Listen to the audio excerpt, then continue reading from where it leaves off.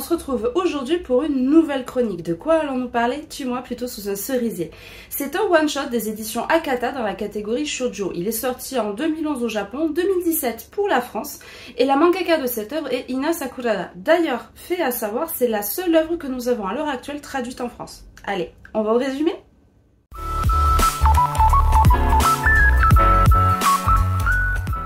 Petit résumé, du moins encore une fois, on va essayer.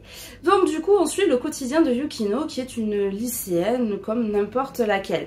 Et en fait, un soir, elle reçoit un message de sa meilleure amie, seulement avec les mots « fuis ». Quand elle reçoit ça, qu'est-ce qu'elle fait? Elle essaye de joindre sa meilleure amie en vain. Elle ne répond pas. Le lendemain, elle va au lycée tout en s'inquiétant pour sa meilleure amie, mais toujours pas de nouvelles. Donc pas de nouvelles, bonne nouvelle. Et là, c'est l'horreur. Une fois arrivés au lycée, les policiers sont là, on apprend qu'ils vont mener une enquête, qu'il y a une cellule psychologique qui va avoir lieu, qu'il n'y aura du coup pas cours, et parce qu'apparemment, une élève se serait jetée du toit. Donc là, elle est un peu mal à l'aise, mais dans quel monde, en fait, elle se retrouve à apprendre que la personne qui s'est suicidée n'est autre que Sao, sa meilleure amie. Donc là, son monde s'effondre. Elle se dit qu'elle a raté quelque chose, en fait, quand elle lui a dit fuis, il s'est passé un truc. Mais le comble du comble, c'est qu'apparemment, elle se retrouve principale suspecte, en tout cas pour ses camarades, moins pour la police, en tout cas, parce qu'apparemment, Sao a publié un tweet disant « Yukino est horrible ». Elle ne comprend pas. En fait, ce tweet, c'est « Yukino est horrible, Yukino est horrible ». Bref, en boucle. Et elle ne comprend pas ce qui s'est passé dans la tête de sa meilleure amie, elle ne comprend pas ce qui s'est passé tout court en fait. Elle est perdue déjà, elle vient d'apprendre le décès de sa meilleure amie, mais en plus de ça, on l'accuse. Du coup, en fait, ses camarades vont vouloir lui faire payer la mort de Sao parce qu'elles ne comprennent pas qu'elle puisse retourner en cours alors que Sao ne peut plus. Et du coup, elle va subir du harcèlement. Donc du coup, on se retrouve avec une pauvre Yukino, en fait, qui se retrouve avec son quotidien totalement chamboulé entre le deuil, le harcèlement, les émois de l'adolescence aussi, il faut dire ce qui est. Mais heureusement, dans tout ce malheur, elle va essayer de s'en sortir, et ce grâce au soutien de Tatewaki, qui n'est autre que le petit ami de Sao, ou ex-petit ami, ça dépend du point de vue.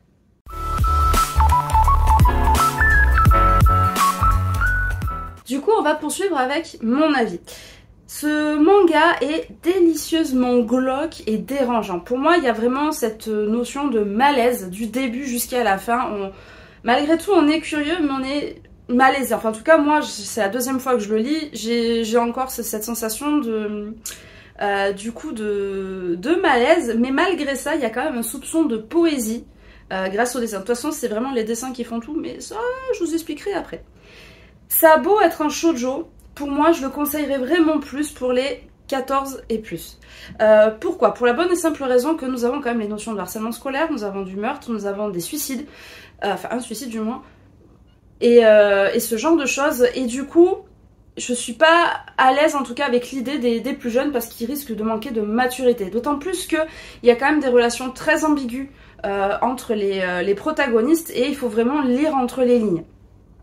Du coup, pour moi, les plus jeunes risquent de passer vraiment à côté du message en fait tout simplement que veut donner le manga, et ça serait dommage. Je pense que pour initier les plus jeunes au fait que le harcèlement scolaire c'est mal, etc., il y a des mangas beaucoup plus doux.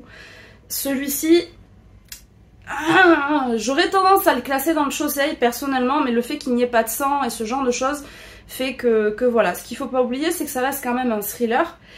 Donc c'est pour ça que pour moi les plus jeunes ça dérange. D'autant plus que vous avez un tout petit peu de relation charnelle dedans. Voilà, ça représente qu'une page, hein, rassurez-vous. On voit ce qui se passe, mais vous savez, c'est un peu comme sur le BL que je vous ai présenté, c'est-à-dire que vous avez l'angle des cases qui est placé de telle manière où on sait qu'ils sont en train de faire des bêtises, si je puis dire, mais on ne voit pas, voilà, c'est pas détaillé. Mais vous savez que ça arrive.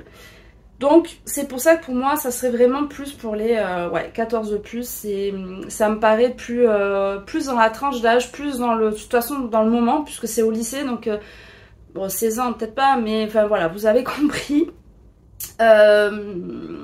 Donc du coup voilà. Ensuite aussi, il y a quand même une légère déception. Comme je vous l'ai dit en introduction, il n'y a qu'une seule œuvre de la mangaka qui a été traduite. Cependant, à la fin de Tue-moi plutôt sous un cerisier, vous avez un chapitre qui pour moi est inutile, pour la bonne et simple raison qu'en gros c'est un...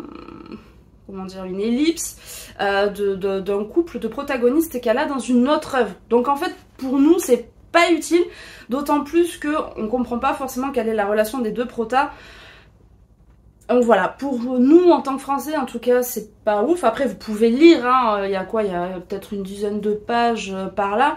Cependant, ça n'apporte absolument rien à l'histoire principale du manga et en vrai, enfin, voilà, ça va pas vous empêcher de dormir et ce genre de choses, quoi. Bon, bah alors du coup, on passe à la qualité graphique.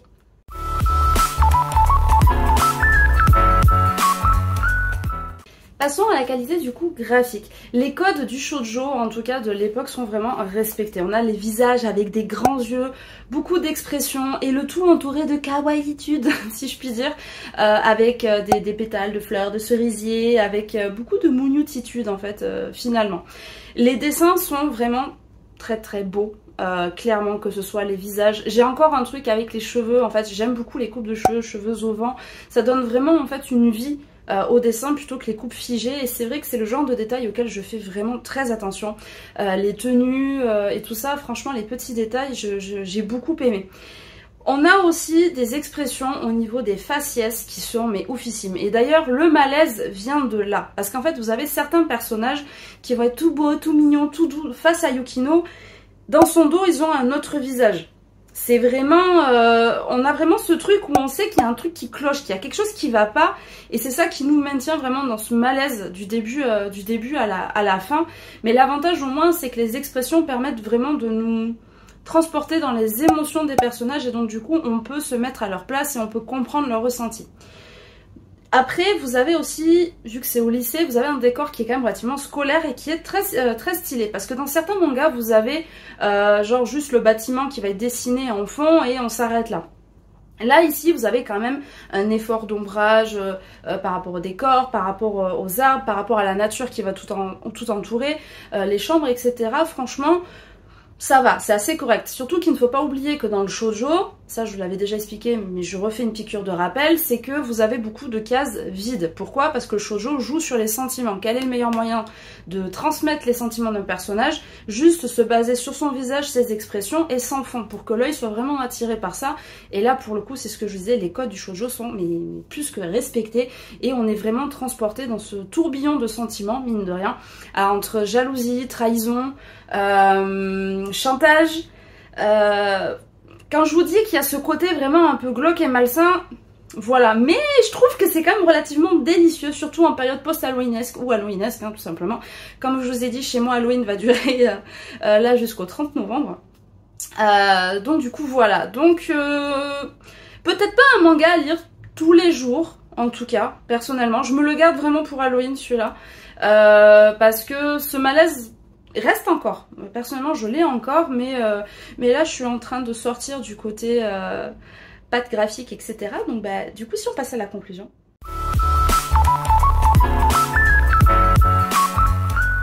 Vous l'aurez compris, c'est un manga que j'apprécie. Encore une fois, il ne fait pas partie de mes préférés, de mes plus gros coups de cœur, de mes must-have.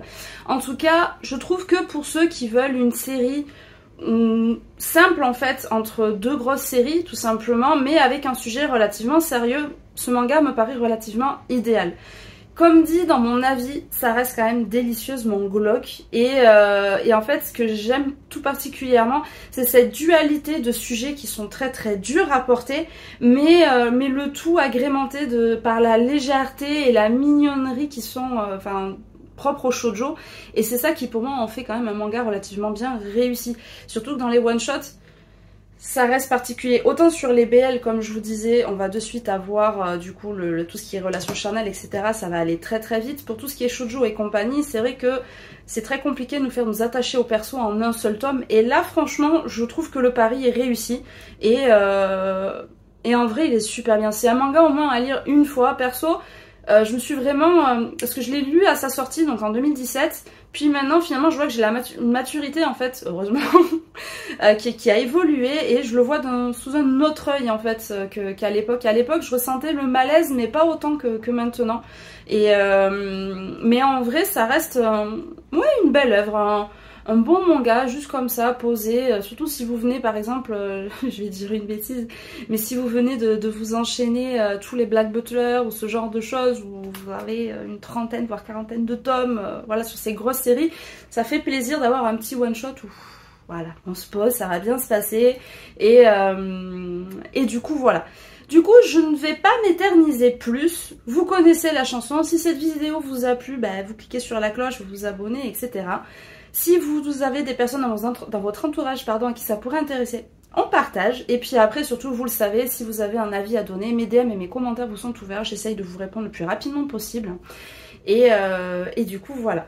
Donc, je vous fais tout plein de bisous. Je vous souhaite un bon week-end et une très belle semaine. Et on se retrouve du coup vendredi prochain, pardon, pour une nouvelle chronique. Allez, ciao, ciao!